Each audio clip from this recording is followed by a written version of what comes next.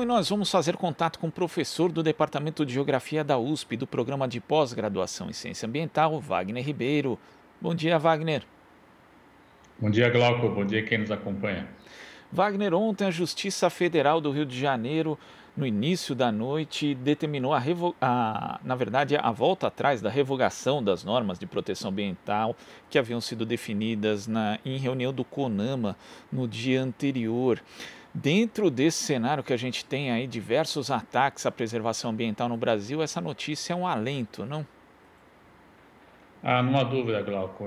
Do meu ponto de vista, o começo de uma batalha jurídica que vai ser longa, né? A própria representante do Ministério Público Federal, do CONAMA, embora ela não pudesse votar, ela alertou de que, de fato, as medidas que estavam sendo adotadas naquela reunião fatídica de segunda-feira, elas careciam de um anteparo jurídico, né?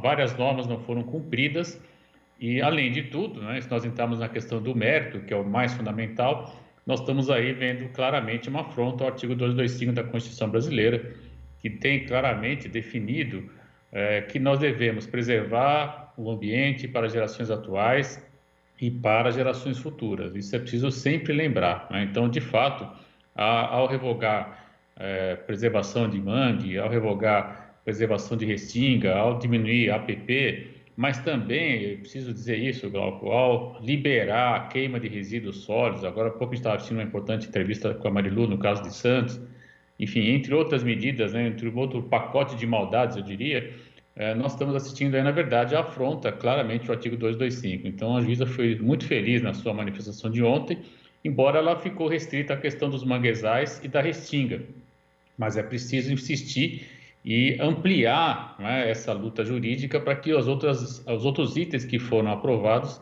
todos eles sejam revogados. Inclusive, eu diria mais, Glauco, eu diria que a própria configuração atual do CONAMA está sendo questionada na Justiça. O ministro Salles tem sido questionado na Justiça com relação a isso. Então, tudo isso coloca em questão as decisões desse órgão, que sempre foi muito importante na história ambiental brasileira, mas que no momento está sendo, digamos assim, instrumentalizado, né, para não cumprir aquilo que a Constituição determina, que é justamente a preservação ambiental do nosso país.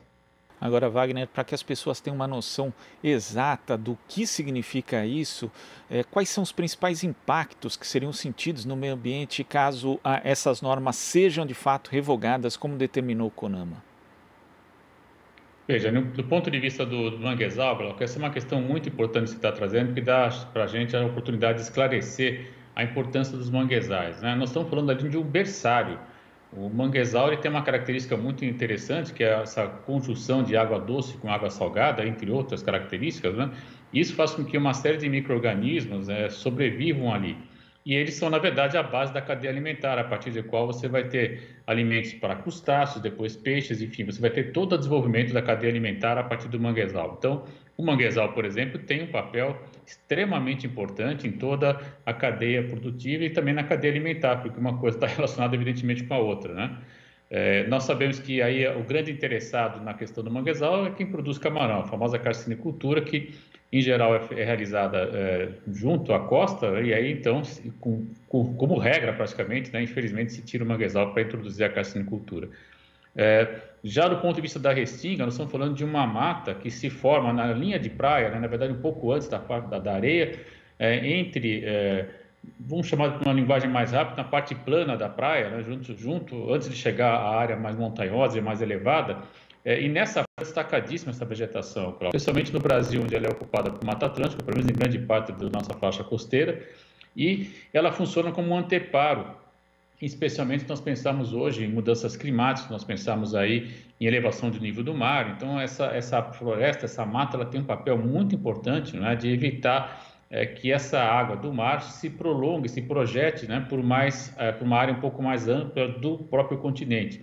Isso evita, por exemplo, a contaminação de água doce por água salgada, que a gente chama, né, isso com muita frequência, encontra isso muitas vezes na literatura também, e essa tem uma importância muito importante, uma grande importância também, desculpe, me atrapalhei com a frase aqui, a restinga tem também esse papel bastante destacado, além de ser um refúgio de pássaros, a gente tem isso aí, por exemplo, se você pegar toda a faixa, talvez a mais preservada que a gente tem no Brasil, no estado de São Paulo, especialmente ali na Ilha Comprida, você vai ver de fato um berçário de pássaros também muito interessante.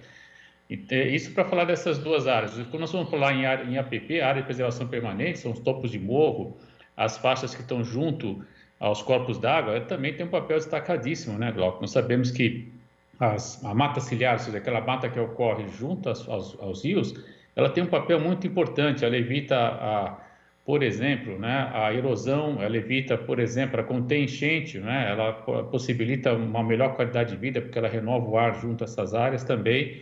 E no topo de morro, ela também evita, eventualmente, a erosão e, principalmente, ela mantém ali, digamos, um mosaico, né, de florestal, a partir do qual a fauna pode, de alguma maneira, migrar de um ponto ao outro. Então, nós estamos falando aí de áreas que têm uma enorme importância para a conservação ambiental e que, especialmente, Glauco, considerando que nós estamos falando de resíduos, né, por exemplo, na Mata Atlântica, essas áreas ganham ainda mais destaque, elas são fundamentais. E com uma canetada, infelizmente, tudo isso pode ser colocado em risco, né? Do ponto de vista dos resíduos sólidos, se você me permite fazer só mais um comentário, embora a entrevista foi muito interessante, eu recomendo que os ouvintes escutem que os especialistas estavam falando lá, mas é sempre bom frisar alguns aspectos que eles levantaram. O mais, me parece, fundamental é, de fato, tornar lixo que não é lixo, né? Que não é porque você pode reciclar, pode recuperar, em resíduo perigoso e impactante. Isso me parece um grande erro ambiental, né? Sem falar, isso também é outro aspecto muito relevante, que nós vamos estar, na verdade, tirando o papel dos catadores, né, de materiais recicláveis de toda essa cadeia que foi aprovada na famosa Política Nacional de Resíduos Sólidos. Então, de fato, tem impactos tanto sociais quanto ambientais. Nós devemos combater firmemente a queima de resíduos no Brasil, porque para queimar em escala digamos, rentável, é preciso muito material, né? E não vai ter como controlar que tipo de material vai ser jogado nessas usinas. Então, essa revogação do CONAMA permitiria, por exemplo, a adoção de ações como essa, que são situações que a gente encontra em alguns poucos países do mundo. Isso não é algo adotado em larga escala. O Brasil não tem necessidade disso, nós temos muito território, é possível, sim, dispor o lixo, na verdade, dispor o resíduo final. Nós temos que, inclusive, capacidade de ampliar a reciclagem. Agora, a revogação dessas normas só foi possível, como você lembrou, Wagner, justamente por conta da mudança na composição do CONAMA, que foi promovida em maio do ano passado pelo governo de Jair Bolsonaro, reduzindo a participação da sociedade civil, praticamente colocando o governo no controle ali das decisões do órgão. Isso está sendo judicializado, né? Corre na justiça aí diversas contestações em relação a essa mudança da composição, só que enquanto não se resolve isso na justiça, o Conselho pode tomar decisões como essa que, caso não sejam, né, cassadas no próprio Poder Judiciário, acabam determinando aí danos irreversíveis para o meio ambiente. É preciso urgência também nessa questão da recomposição do Conselho, como ele era, até porque do jeito que está hoje ele simplesmente contraria os próprios princípios da sua criação, não, Wagner? Não há dúvida, Glauco, essa questão é muito importante. Se eu estou bem lembrado, eram 23 cadeiras que a sociedade civil tinha, né? E elas foram reduzidas a 4, se eu estou bem lembrado também, né? Então, é uma redução extremamente grave e que a principal consequência disso é você diminuir as vozes que estão discutindo as questões ambientais. Ao diminuir as vozes, você tá, na verdade, fazendo com que 3 ou 4 segmentos acabem tendo seus interesses validados. É o caso, por exemplo, né? Nem comentei, mas, por exemplo, essa revogação que o CONAMA fez em relação à falta de licenciamento, a não necessidade de licenciamento ambiental para a irrigação, ela é muito perniciosa, especialmente quando nós estamos falando de áreas onde nós já temos uma situação de escassez hídrica clara, né? E atende claramente o agronegócio. Então, se você não tem o contraponto, você vai acabar, na verdade, infelizmente, fazendo com que o interesse de poucos, né, se sobreponha ao interesse geral. Insisto, afrontando a Constituição brasileira, porque lá está escrito no artigo 225, que é a obrigação do Estado preservar, conservar o ambiente para as gerações atuais e para as gerações futuras. Então, do meu ponto de vista, né, eu acompanhei alguns momentos da reunião, a gente tem que fazer isso por obrigação, mas é muito difícil, eu confesso a você, porque eu vi, por exemplo, alguns conselheiros estavam em automóveis, andando.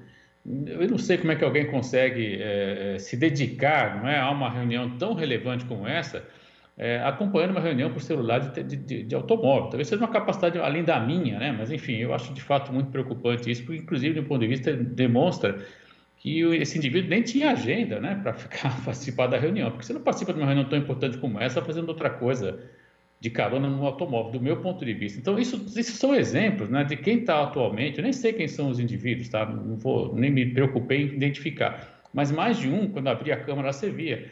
Então, isso mostra, na verdade, são pessoas que estão lá para cumprir uma agenda, em vez de discutir as questões ambientais, né? Porque, digamos que, ainda que tivesse uma mudança na composição, mas nós tivéssemos pessoas qualificadas, comprometidas e que pudessem debater, né, cientificamente e tecnicamente as consequências dessas ações.